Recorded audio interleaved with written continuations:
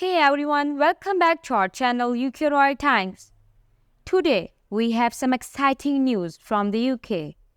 Keir Starmer is all set to become the new Prime Minister with the significant majority. It's a historic victory for the Labour Party, especially considering their poor performance in 2019, which was their worst since 1935. This marks their return to power after 14 years long. Now, you might be wondering about the royal family's involvement in the election. Neither King Charles, nor Prince William, nor any members of the royal family cast their vote in 2024 UK election. But why is that? Let's dive into the details. In the UK, the monarchy and parliament work together on state matters, regardless of which political party is in power. The royal family remains politically neutral, maintaining relationships with foreign leaders without voting or publicly expressing political views. Although no law prevents them from voting, they choose not to. According to the royal family's website, though the king remains politically neutral on all matters, he is able to advise and warn his ministers, including his prime minister, when necessary. Since Boris Johnson's exit in 2022, Keir Starmer will be the third Prime Minister the UK has seen. Liz Truss briefly held the position in September 2022, followed by Rishi Sunak in October 2022. However, Sunak's government has fallen now after 21 months.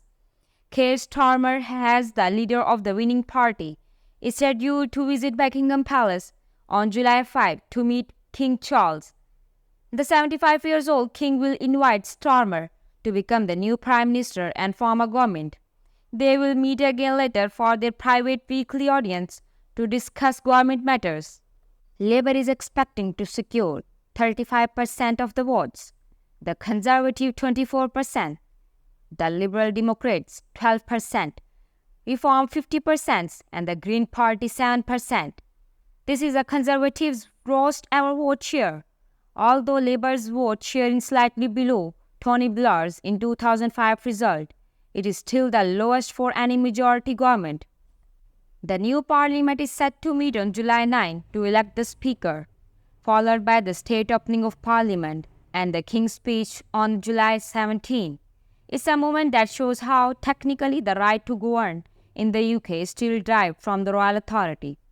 Centuries after real political power was transferred to elected members of parliament.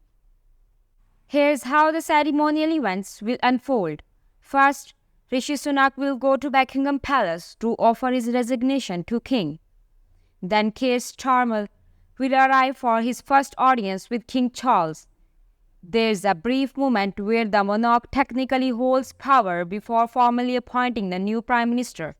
After the kissing of hands ceremony, Starmer will bow and shake Charles' hand, making the transfer of power.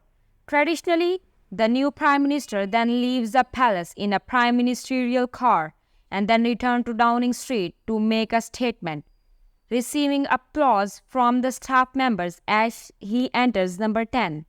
So what about Sunak? After his resignation, he will leave the palace in a private vehicle and return to his private residence. The transition is so rapid that the moving van for the outgoing leader is usually nearby as the new leader takes over. This whole royal choreography shows that the monarch remains a symbol of stability and continuity, even amidst political changes. While the king is politically neutral, he still holds the right to advise and warn the prime minister, if necessary, during their weekly meetings, which remains confidential. And that's a wrap on today's update. As the UK navigates its transition, the royal family continues to play its part in maintaining political neutrality and stability. Stay tuned for more updates and don't forget to like, share and subscribe to our channel for more royal updates on UK Royal Times.